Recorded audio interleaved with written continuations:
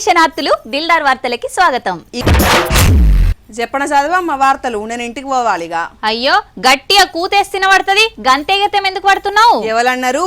ఇప్పుడు వెళ్తే ఎప్పుడు ఏరుకుంటున్నా నేను ఇంటికి. ఓష్ని నువ్వు పొద్దుగాల కూడా నాకన్నా గంట ముంగల్నే వెళ్తున్నా ఆఫీస్ కు అని అంటివి. ఇప్పటిదానికి ఏడ తిరిగినావు? నేను ఎక్కడ తిరుగుతా? కేవీఆర్ పార్క్ చుట్టూతో తిరిగినా. ఈగురం తప్పిన దాని ఉన్నావు. వార్తలకు టైం అవుతుంటే వాకింగ్ చేస్తున్నావు నువ్వు. ఓ పిస బిత్తిరిదానా, నేను వాకింగ్ చేసుకుంటూ తిరగలేదు, బండి వేసుకొని తిరిగినా. నీ పనులన్నీ గిట్లనే ఉంటాయి. వ్యాయామం ఎవడన్నా బండి మీద చేస్తాడా? నీ ముఖం తీయి, ఇవాళ తొవ్వలు మలపలేదా పార్కు చుట్టూ? గట్ల పరేషాన్ అయి తిరిగినా అంటుంటే చెప్తే ఎక్కిరిస్తావని చెప్పలేదు గాని నేను కూడా ఆగమైనరా. అర్ధ గంట సేపు ఆఫీస్ పక్క పొంట తిరిగినా తెలుసా? అవును, ఇప్పుడు మనం బొయ్యేతో వాళ్ళ చార్మినార్ వస్తుందారా? వామ్మో, పొద్దుగాల దెబ్బకు మా బుజ్జి గాలి గాబరైనట్టున్నది. నువ్వు ఒక్కదాని ఓకు బుజ్జి, ఆఫీస్ లెవెలన్నా దించమని చెప్తాతి. ఏమోరా, అంత పరేషాన్ ఉన్నది. పొద్దుగాలనే బండ్లేసుకొని బయటికెళ్ళిరు జనం. గంటలు గడుస్తుంది, డెస్టినేషన్ మాత్రం దగ్గరకు వస్తలేవు. తిరుగుతున్నాం ఎటు తిరుగుతున్నామో మాకే తెలుస్తలేదు అని అనబట్టిండ్రు.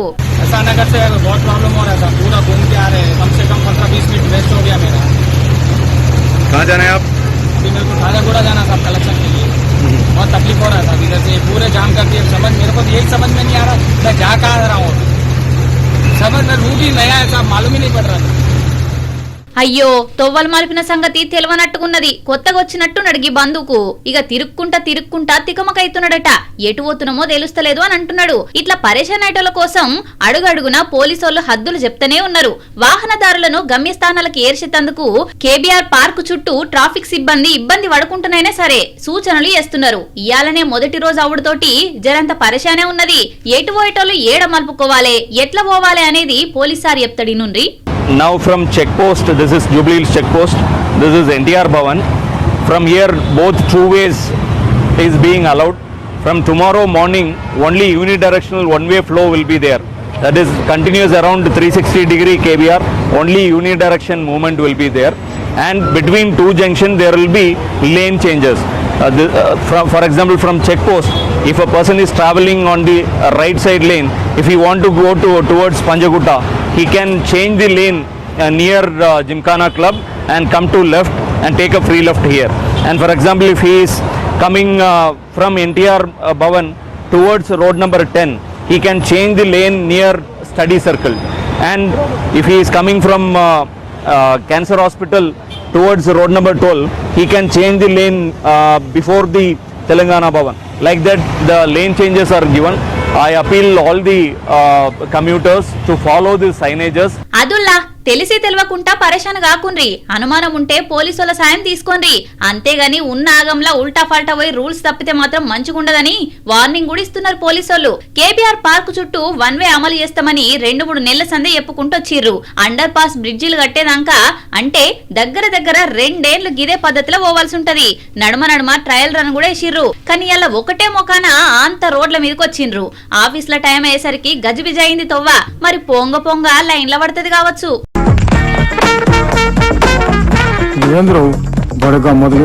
ఇదేమ్రా గుడుగుడు గుంజం తిరిగినట్టు ఇడిన తిరుగుతున్నాం. లోపలికి ఎట్లా పోతాం? ఇక నేను మాంసం బంద్ చేద్దాం అనుకుంటున్నారా? నువ్వు బంద్ చేస్తే చికెన్ షాపులు మటన్ షాపులు రోడ్డు మీద పడతారు పాపం. నువ్వు నెలకొకసారి కొనే 1/2 కిలో చికెన్ కు మాంసం బంద్ చేస్తా అని చెప్తున్నావా? అంటే శరీరానికి కౌసు మంచిది కాదని అంటున్నారు కదా, అందుకే నీస్ బంద్ చేద్దామనే ఆలోచన చేస్తున్నా. ఇక కూరగాయలే తింటా, పానానికి మంచిదట కదా. కూరగాయలలో కూడా కాలకూట విషమే ఉన్నదట. ఎవరు చెప్పారు నీకు? ఏనన్నా కూరగాయల మందు ఉంటదారా? ఏ డాక్టర్ అడిగినా, ఏ పెద్ద మనిషిని అడిగినా తిడతారు మనల్ని. అరే ఎవరు చెప్పిరు నీకు? కాయగూరలలో కూడా గరళమే ఉన్నదట. అవునా? కావాలంటే చెప్పుతా చూడు. నిగనిగలాడుకుంటే కనిపించే కూరగాయలు, చూడంగానే లటుక్కున మింగాలనిపించే పండ్లు మన పానానికి ఆరోగ్యం అని అనుకుంటాం కదా. కానీ అవే కాలకూట విషం అని అంటున్నది సెంట్రల్ గవర్నమెంట్. ఫ్రెష్ మాలు ఇప్పుడే మార్కెట్లకు వచ్చిందని చూస్తాం గాని అవిటిని వండించేతందుకు అడ్డగోలుగా పురుగుల మందులు, మోతాదుకు మించిన రసాయనాలు కొడుతున్నారట. లోక్ సభల చర్చకొస్తే మనం తినే కూరగాయలన్నీ మంచి కావు, మందులు మాకులు మస్తు వేసి పెంచుతున్నారు, ఆ విషయం మనకు తెలియకుంటేనే మన కడుపులకు పోతున్నది అని చెప్పిండ్రు. దేశంలో ఎక్కువగా పురుగుల మందులు వాడుతున్నది ఏ రాష్ట్రమో తెలిసినా? మొదలు కర్ణాటక ఉండే, రెండో రాష్ట్రం మన తెలంగాణే. ఇక 12వ జాగల ఆంధ్రప్రదేశ్ ఉన్నది. అధిక దిగుబడి వచ్చేతందుకు, పంట రోగాల పాలు కాకుండా ఉండేతందుకు మనోళ్లు దొరికిన మందునంతా తెచ్చి పంటల మీద చల్లుతున్నారు. అయితే మార్కెట్లకు పోయి కూరగాయలు పండ్లు తెచ్చి టెస్టులు చేస్తే వీటిల్లో ప్రోటీన్లు విటమిన్ల కంటే విషమే ఎక్కువ ఉన్నదని తెలిసిందట. ఈ పురుగుల మందుల అవశేషాలున్న కూరగాయలు పండ్లు ఫలాలు తింటే ఖచ్చితంగా రోగాలు వస్తాయట. ఏదన్నా రోగమో నొప్పో వస్తే డాక్టర్ ఆరోగ్యం కోసం కూరగాయలు ఫ్రూట్స్ తినమని చెప్తాడు. ఇప్పుడు అవే కలుషితమైతున్నాయనంటే ఇక జనాలు ఏం తిని బతకాలే, ఎట్లా జీవనం కొనసాగించాలి చెప్పుండ్రి. అందుకే మెరిసిందంతా బంగారం అని అనుకునేరు జనాలు. పట్నంలా ప్రజావాణి ఎక్కడ నడుస్తుందిరా? ప్రజాభవన్ లో పెడతారు కదా. అయినా ప్రజావానికి పోయి నువ్వేం చేస్తావు? కంప్లైంట్ పెడదాం అనుకుంటున్నా. నా మీద కంప్లైంట్ పెట్టాలంటే మన ఆఫీస్ లో పెట్టాలా గానీ ప్రజావాణిలో పెడితే ఎవరు పట్టించుకుంటారు? రాష్ట్రంలో ఏ సమస్య అయినా చెప్పొచ్చు అన్నారు కదా, మరి నీ సమస్య ఎందుకు తీర్చారు? అయినా నాతోటి నీకొచ్చిన సమస్య ఏందో? నీ పెత్తనం ఎక్కువైపోయింది, నాకు టార్చర్ ఎక్కువైంది. నీ అరాచకాన్ని అరికట్టి నా బానిస సంఖ్యలు తెంచి విముక్తి కలిగించమని వినతి పత్రం ఇస్తా. నీ వినతి పత్రం విస్తరాకు మలిసినట్టు మలిసి చేత కుప్పలేస్తారు. నా సమస్య తీర్చే వాళ్ళే లేరా? నీ బారి నుంచి నన్ను రక్షించే వాళ్ళే లేరా? లేరు గాని గల సమస్యనట చూద్దాంపా. ప్రజావాణిలా గట్టిగిన వాడే వాణి మా ఊరికి రోడ్లు లేవు, నీళ్ల సౌలతులు లేవు, భూములు కబ్జా పట్టిర్రు, అత్త కన్నం పెడతలేరు, కోడలు నెగలనిస్తలేరు అని ఇట్లా ఇంటి సమస్యలు భూముల సమస్యలు ఎక్కువ చెప్పుకున్నాం. కానీ ఇలా ప్రజావాణికి పసిపిల్లలు వచ్చిర్రు. వీళ్ళందరిది ఖమ్మం జిల్లా కొత్త మేడపల్లి గిరిజన బిడ్డలు. వీళ్ళంతా బాగానే 30 మంది దాకా ఉంటారట. అందరూ బరీడు పిల్లలే గాని చదువుకుందామంటే సౌలత్ లేదట. మరి మేము నిరక్షరాస్యులుగానే ఉండిపోవాలనా? అడవులలో పుట్టిన పాపానికి అక్షరాలు నేర్చుకునే అర్హత మాకు లేదా అని ఇట్లా ఏణుకూరు ప్రజావాణికి వచ్చి ఎమ్మెల్యే రామదాస్ నాయక్ కు వినతి పత్రం ఇచ్చి అలా మనసుల మాట విన్నవించుకున్నారు.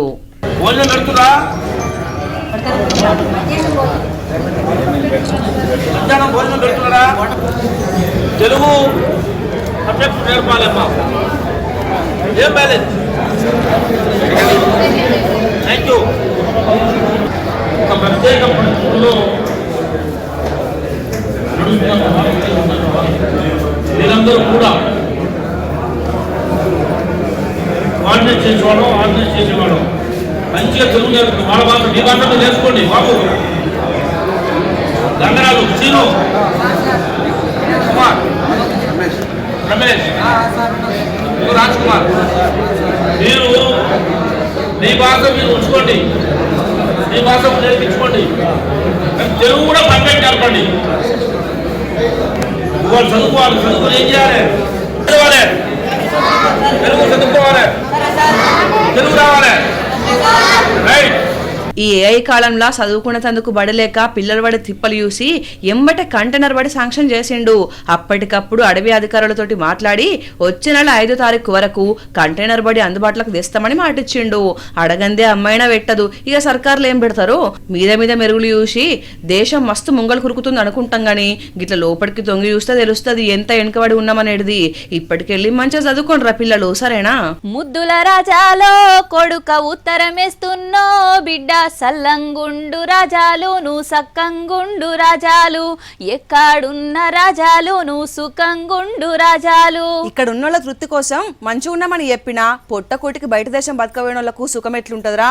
సర్కార్లు మారినా సౌలతులు మారినా ఇప్పటికీ కొందరు జీవితాలు మారలేదు. బతుకు తెరువుకు వలసలు పోవడం ఆగుతలేవు. ఉన్న ఊరును కన్న తల్లిని అయినోళ్ళందరినీ ఇడిచి కాని రాజ్యం పోయి కన్నమ్మ కష్టాలు పడతారు. 4 రూపాయలు వెనకేసుకొని వస్తే సుఖంగా ఉండొచ్చు అనుకుంటారు. ఏండ్లకేండ్లు ఎదురు చూసి కండ్లు కాయలు కాసిన ఏదో ఓనాడు తిరిగి వస్తాడన్న ఆశతోటి ఎదురు చూస్తారు. ఏం చేస్తారు ఇక? కానీ అనుకోని పరిస్థితులు ఎదురయ్యి గల్ఫ్ లో మగ్గిపోయే పరిస్థితి వచ్చిందిరా ఒక అన్నకు. అయ్యో, మరి ఆ కుటుంబం సంగతి ఏంది? ఊరుగాని ఊరు పోయి ఒక్కనాడు ఆలస్యమైతేనే పానమంతా ఇంటి మీద కొట్టుకుంటది. ఎప్పుడు తెల్లారుతది, ఎప్పుడు ఊరు ఏరుతామని మనసంతా గుంజుతది. అట్లాంటిది దేశం గాని దేశం బతకబోయి జీవిత ఖైదీగా మారితే ఆ కుటుంబం పరిస్థితి ఎట్లుంటది చెప్పుర్రి? కట్టుకున్నోని తలుసుకొని ఆలి కన్న కొడుకు కళ్ళలా కానొస్తున్నాడని తల్లి తండ్రి నాయన కోసం ఎదురు చూసే పిల్లల పరిస్థితి ఇగోగిట్లున్నది. నిజామాబాద్ జిల్లా ఖమ్మన్పల్లికి చెందిన శ్రావణ్ కుమార్ 3 ఏళ్ల కింద బతుకు తెరువు కోసం సౌదీకి పోయిండు. అంబులెన్స్ కార్ డ్రైవర్ లెక్క కుదిరిండు. పోయినేడాది అంబులెన్స్ టక్కర్ అయ్యి ఆలు మగలు ప్రాణాలు కోల్పోయిర్రు. ఇక కేసులా శ్రావణ్ కుమార్ జైల్లో పడ్డాడు. జైలు నుండి బయటకు రావాలంటే మన కరెన్సీలో 84 లక్షల రూపాయలు బాధిత కుటుంబానికి కట్టాలే. ఆదుకునేటోళ్ళు లేరు, ఆస్తులు లేవు, ఫోన్ లేదు, బాగోగు లేపేటోళ్ళు లేరు. ఎట్లున్నాడో తెలియదు, ఎప్పుడొస్తాడో తెలియదు, అసలు వస్తాడో రాడో తెలియని అయోమయ పరిస్థితిలో ఈ కుటుంబం కంటికి పుట్టడు ఏడ్చుకుంటా దాతల దయ కోసం సాయం చేసే చేతుల కోసం ఎదురు చూస్తున్నారు. సర్కారును వేడుకున్నది, ఆఫీసర్ చుట్టూ తిరుగుతున్నారు, కేంద్ర విదేశాంగ శాఖ సాయం కోరుతున్నారు. బయటకు పోయిన మనిషి గంట ఆలస్యంగొస్తేనే 100 సార్లు ఫోన్ చేస్తుంది భార్య, గల్మల్ని ఎదురు చూస్తుంది తల్లి, బువ్వ కూడా తినరు పిల్లలు. అట్లాంటిది అసలు వస్తాడో రాడో తెలియక ఆ కుటుంబం పడే బాధ అయితే వర్ణనాతీతం కదా. రెక్కాడితే గాని డొక్కాడని ఆ కుటుంబానికి 84 లక్షలు ఎట్లెళ్తాయి, ఎవరు సాయం చేస్తారో, అలా బాధ ఎట్లా తీరుతుందో చూడాలి. అబ్బా మొన్నట్లా మహిళా నక్సలైట్లు నడిచిన నడక చూసినావారా? ఎంత ముద్దుగున్నారా ఆ నడక, ఆ కట్టుబొట్టు చూస్తుంటే నాదిష్టే తగిలేటట్టుండే. చీకటి బతుకులు తుపాకులు చేత పట్టుకొని అడవిలో తిరిగిన మహిళా మావోయిస్టులు అంటే ఎవడన్నా నమ్మేటట్టుండే నా వీడియో చూస్తే. అస్సలు లేదు, దునియా దేశాల అందగత్తెలొచ్చిర్రా అని అన్నట్టుండే. కానీ ఆ నడక వాళ్ళ ఇష్ట ప్రకారం నడవలేదట. ఏ ఉండు మాట్లాడినావు గాని వాళ్ళ ఇష్ట ప్రకారం నడవకపోతే బల్మిటికి నడిపించిరే వాళ్ళన్నా. అవును, బల్మీటికి నడిపించరని అంటున్నారా?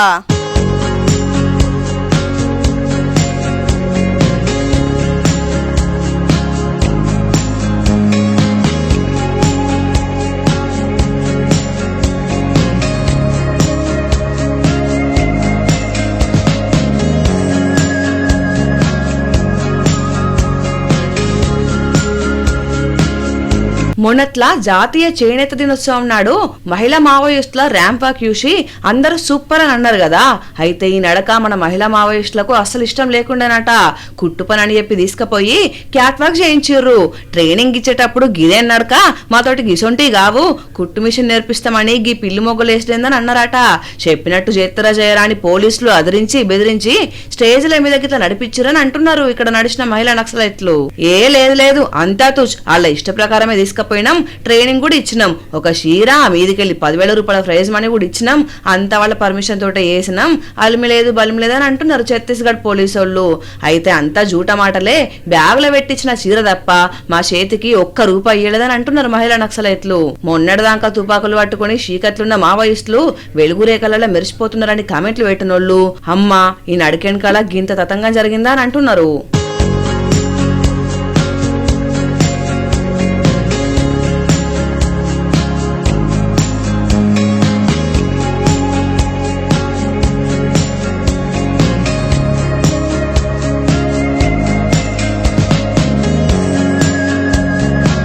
వేడి వేడి అన్నంలా మామిడికాయ తొక్కు కరిగిచ్చిన పూస నెయ్యి పోసుకొని తింటే ఉంటది. పూసల నెయ్యి ఏడ దొరకాలే మరి? ఇంకెడ దొరుకుతుంది? దుక్నల్లల్లా దేశీ నెయ్యి, అమ్మమ్మ వేసిన నెయ్యి పూసలు ఉంటది కదా.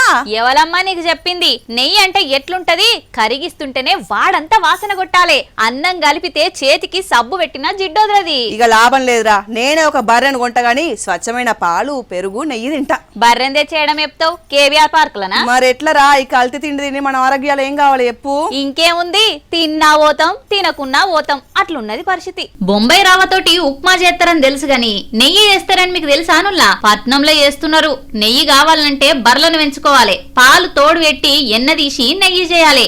ఇవేవి అవసరం లేకుండా పాల పొడి, క్రీము, పామాయిల్ బొంబాయి రవ్వతోటి తయారు చేస్తున్నారట. ఈ అడల్ట్రేషన్ అనేది 2 రకాల జరుగుతుంది.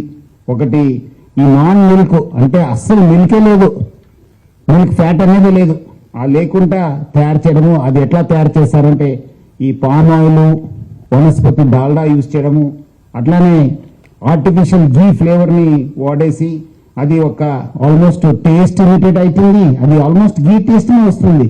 అట్లానే ఈ యొక్క అరోమా, ఆ ఫ్రాగ్రెన్స్ కూడా అట్లానే ఉంటుంది. చూడడానికి కూడా మీరు చూసుంటారు, అంటే ఆ డిపెండ్ అపాన్ ఆ ఒక సబ్స్టెన్సెస్ వాడడంతో రకరకాల కలర్తో అది చూస్తుంటే కూడా ఇది కౌ గీ, ఆవు గీ లేదంటే బఫెలో గీ అని చెప్పి చూపించడానికి కూడా వాళ్ళు జెన్యున్ గీ అని చెప్పి కూడా తయారు చేయడం జరుగుతుంది.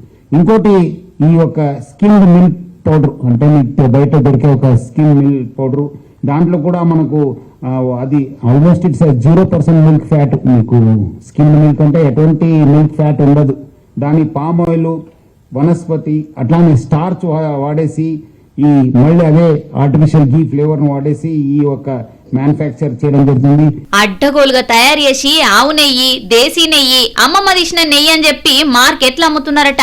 ఓ లేబుల్ లేదు, ఎప్పుడు తయారు చేసిండ్రో ఎప్పటిదాకా వాడాలో డేట్లు కూడా లేవు. ఈ నెయ్యి తింటే రోగాల పాలవుడు ఖాయమని అంటున్నాడు మన సజ్జనార్ సార్. పట్నంలా ఈ కల్తీ దందను పాతర పెట్టేదాకా ఇడిచిపెట్టం అని ఇలా మొత్తం 25 టన్నుల కల్తీ నెయ్యి పట్టేసిర్రు. జనం జర ఏది వాడితే కొని తినకుంటా ముక్కు ముఖం ఊరు పేరు లేని పదార్థాలు వాడకుండ్రి, ఆరోగ్యాలు పాడు చేసుకోకుండ్రి. ఇవల్ల ఇలాంటి దిల్దార్ వార్తలు మళ్ళొచ్చే దిల్దార్ వార్తల్లో మళ్ళా కలుద్దాం. అంతవరకు చూస్తూనే ఉండండి వనితా టీవీ.